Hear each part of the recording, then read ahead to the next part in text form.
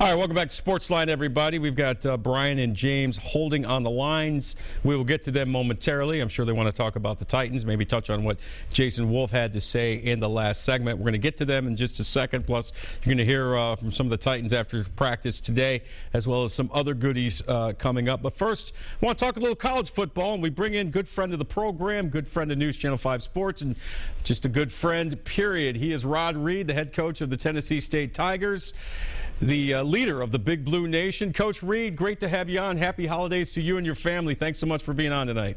Well, thanks, and same to you and yours, man, and glad to be here.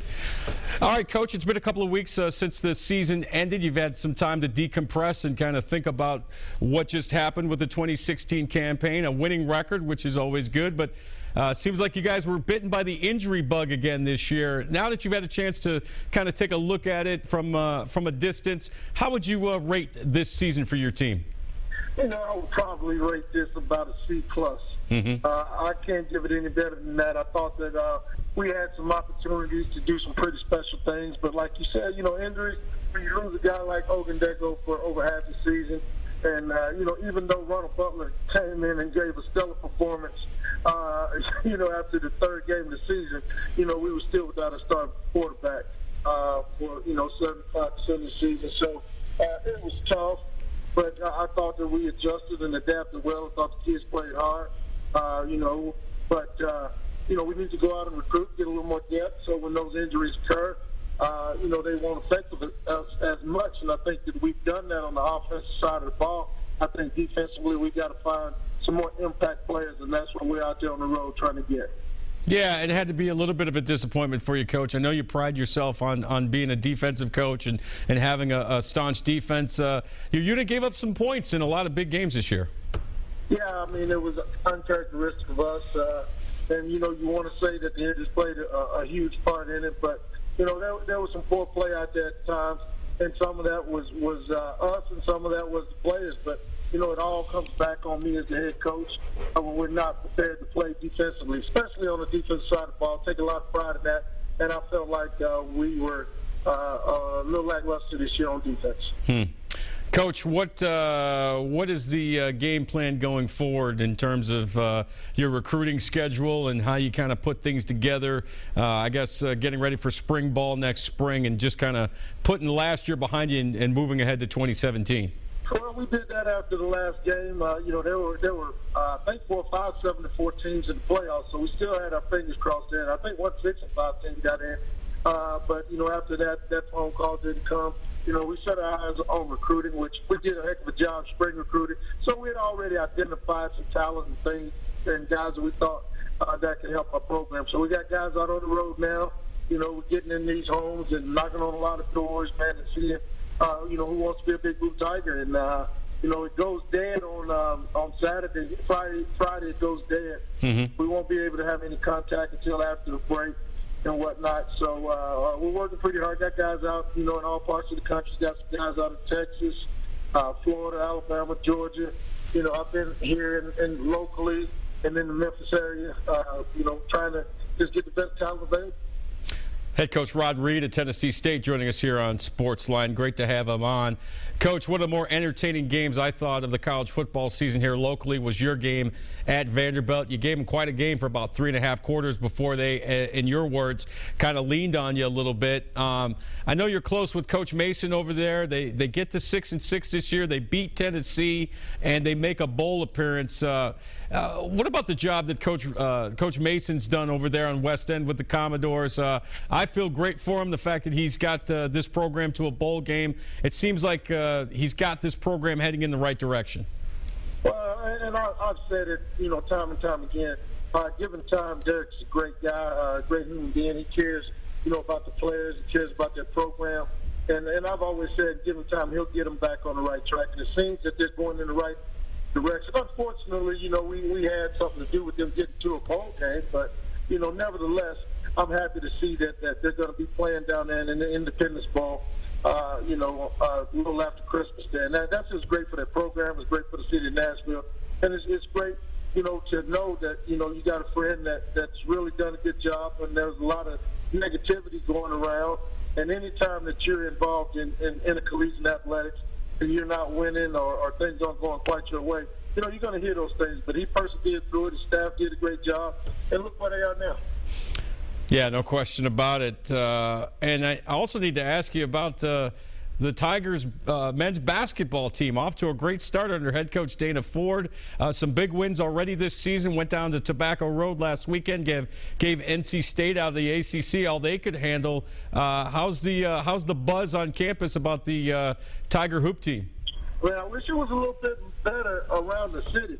Yeah. But, if you want to see a good brand of basketball, some guys that really are playing hard and a very well-coached team, you need to come out and take a look at the Tigers. I don't care if you're TSU grad or from or not. If you want to see good basketball, you come and watch what Coach Ford has done with that program and the things that they're doing. Matter of fact, I had to step out of the game to come and take this call and do this. But, they're up right now in Alabama State, and if they're just playing an exciting brand of basketball, it's fun to watch. Well, we've got a camera over there, so we'll show everybody highlights on the Sportscast over on News Channel 5 at 10 o'clock. All right, Coach, what are your holiday plans? Well, the traditional thing we're going to do is go out to Texas. I'm originally from Texas, so I'm going to be pretty close. I might have to, give old Coach Mason a call. From being Dallas, Texas, and, my hometown is Marshall, Texas, which is 38 miles from Shreveport, Louisiana, where the old Independence Bowl is. So I may spend some time down there in the country after we fly into Dallas there, and I may just catch the old Independence Bowl. Well, I'm sure Coach Mason would love to have you in attendance. Coach Reed, congratulations on a winning season. Happy holidays to you and your wonderful family, and we really appreciate a few minutes. All right, man. Thanks, and go Big Blue. All right. The great Rod Reed. You can follow him on Twitter at TigerPride53. We want to hit the phones real quick. Brian's been waiting patiently on line 2. Good evening, Brian. You're on SportsLine. What's up? Oh, hey, Alice. Hey, do you remember when you had Coach Reed on before the season started? And Yeah. You were ranked real low. Do you remember that? Yeah, I do, yeah. Remember when I called in and I said, hey, that's a bunch of bull. They're a lot better than that. Remember that? When I called in and I said that? I do remember that, yes, Brian. Remember me? Yeah. Yeah. Notorious Brian. There you go. How you doing, man? Happy holidays. Good, yeah, happy holidays. And it's also really funny that when they lost to Vanderbilt, that cost them their bowl game. The cost who their bowl game? Tennessee State. Oh, maybe it might have cost them a playoff berth. Yeah, I mean, they were so close, and you heard the coach say there were so many teams bunched up in that 7-4 record range, and they just didn't get the phone call. That obviously the FCS playoffs a little bit more subjective than the FBS playoff system, and it's unfortunate. But the good news is they had a winning record, and you just wonder, as Coach Reed kind of did. You just kind of wonder, had O'Shea Ackerman Carter stayed healthy, had his big defensive stud stayed healthy, you think maybe a couple of more wins, and they might still be playing in the playoffs right now. Do you think they need some more big guys to play with because they get to a bowl game, they're playing a big team? Yeah, I mean, the FCS is a little bit different. It's harder to recruit the bigger, stronger guys because usually they're going to FBS programs, and there really isn't a bowl system for the FCS. There's actual playoff system. So, but Coach Reed has got him there before. I'm sure he will again. It's just a matter of, as you heard him say, building depth and staying healthy. Now, you can't plan for injuries, but you got to try and stay as healthy as possible. And, like I said, you lose 2 leaders and 2 of your, probably your best players on either side of the football for multiple games. It's gonna affect you. What do you think about the Titans? What kind of chance you give them this week against KC? One play that freaked me out. I was a slot back in high school. Yeah. And there was one play that 2 receivers of the Titans, they took off. And then the one guy, the tight end, he's kind of slow and big, and he kind of pushes the defensive player, and they call a penalty on him. I was like, bull. Is there a rule 5 yards off the line you could pop? Because I was never the fast receiver, but smart, and I had good hands. So if the ball got near me, I was going to catch it. Yeah, after 5 yards, a defender's not supposed to make contact with a potential receiver. That's called illegal contact. About the receiver, like what I would do, because I wasn't that fast receiver. You just push off a little bit? And I'd hit the guy. Well, it depends on who you are. If you're Michael, and thanks for the call, if you're Michael Irvin, he made a career out of pushing off, and he's in the Hall of Fame. So I think it depends who you are. We see a lot of receivers push off. We saw a play like that in the Titans-Broncos game a few days ago with Demaryius Thomas.